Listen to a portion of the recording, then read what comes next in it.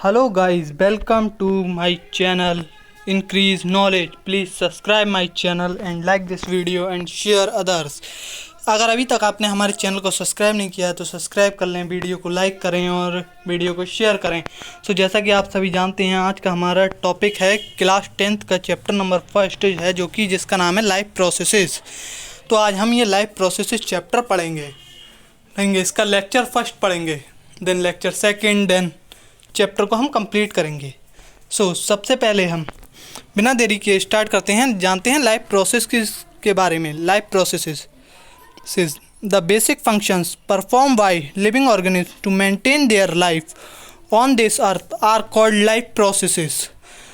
कहने का मतलब है जो हमारी लोग बेसिक फंक्शंस परफॉर्म करते हैं इस अपनी लाइफ को मेंटेन करने के लिए इस अर्थ पे, वो कहलाते हैं लाइफ प्रोसेसेस।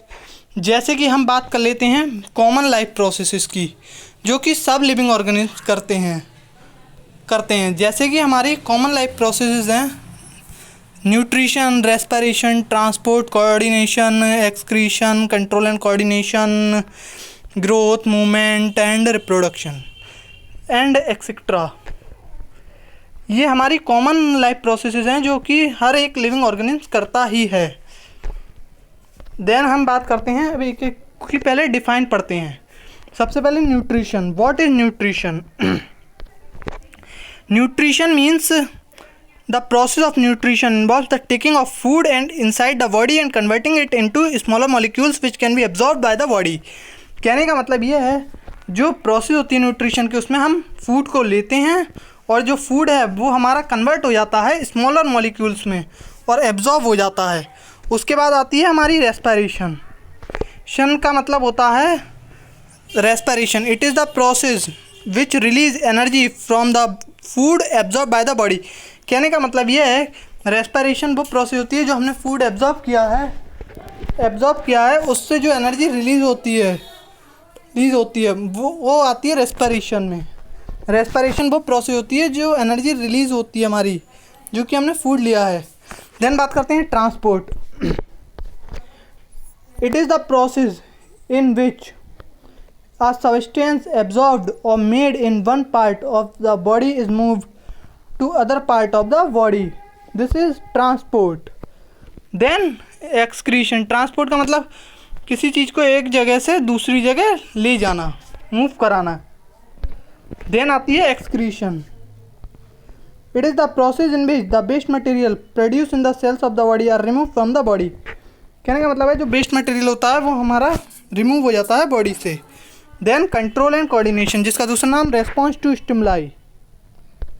तो देखते हैं, it is a process which helps the living organism to survive in changing around environment around them. I hope you will clear. आप सभी इसे समझ गए होंगे। Then growth. The process of growth involves the change from a small organism to a big organism. जैसे कि हम लोग पहले छोटे होते हैं, फिर बड़े होते हैं, फिर और बड़े होते हैं, फिर बूढ़े हो जाते हैं। ये होते हैं ग्रोथ में। Then movement. In movement and the organism either moves from one place to another और move its body parts while remaining at the same place. कहने का मतलब है मूवमेंट में या तो पूरा का पूरा ऑर्गेनिज्म एक जगह से दूसरे प्लेस पे चला जाएगा, और नहीं तो उसका बॉडी पार्ट मूव कर जाएगा, जबकि ऑर्गेनिज्म सेम पोजीशन में रहेगा, सेम प्लेस पे रहेगा, उसका बॉडी पार्ट मूव कर जाएगा। Then reproduction. The process of reproduction involving the making of more organism from the existing ones so that the organism could live on this earth.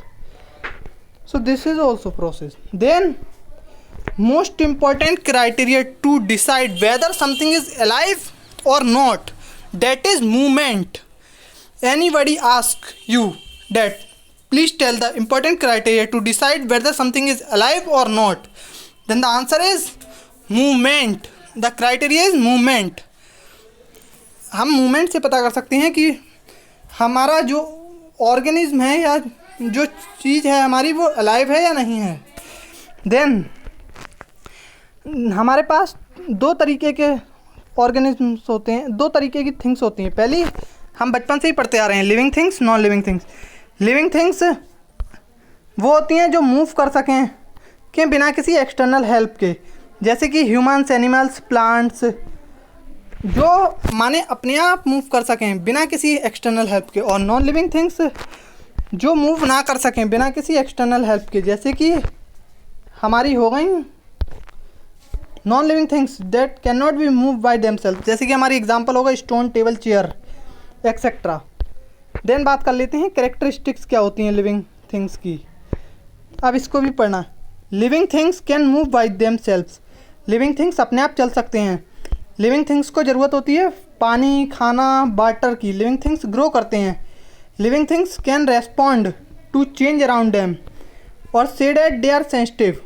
Living things respire, living things excrete, living things can reproduce. So these are the characteristics of living things.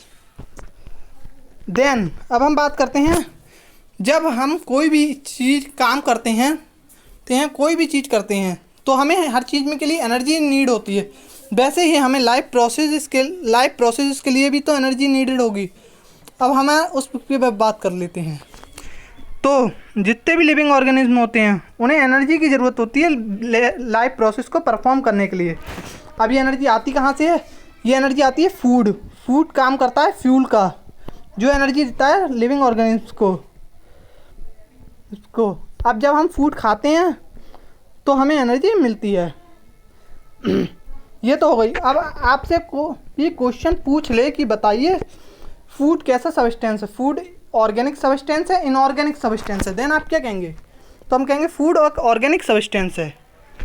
Simplest food है हमारा glucose, simple sugar. Complex food starch. Then general name of substance like glucose, sugar and starch is carbohydrate. ठीक है, अब हम detail में चालू करते हैं न्यूट्रिशन को। सबसे पहले न्यूट्रिशन की first define, it is a process of intake of nutrients like carbohydrates, fats, protein, vitamins, minerals, water by an organism as well as the utilisation of these nutrients by the organism.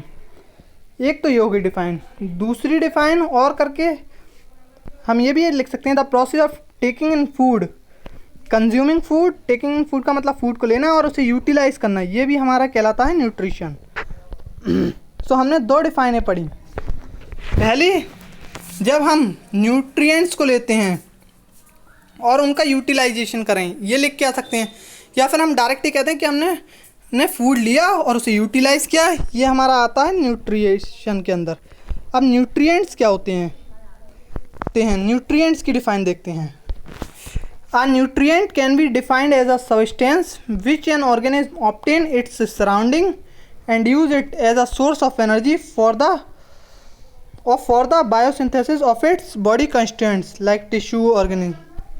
कहने का मतलब nutrient को define किया गया है जो हम अपने आसपास से लेते हैं, सब्सटेंस जो ऑर्गेनिज्म अपने आसपास से लेता है सब्सटेंसेस को और उसे यूज़ करता है सोर्स ऑफ एनर्जी के रूप में, वो कहलाते हैं हमारे न्यूट्रिएंट्स। जैसे कि न्यूट्रिएंट्स कौन से होते हैं, कुछ एग्जांपल्स जैसे carbohydrates, fats, protein, minerals, vitamins, water and roughage, these are nutrients.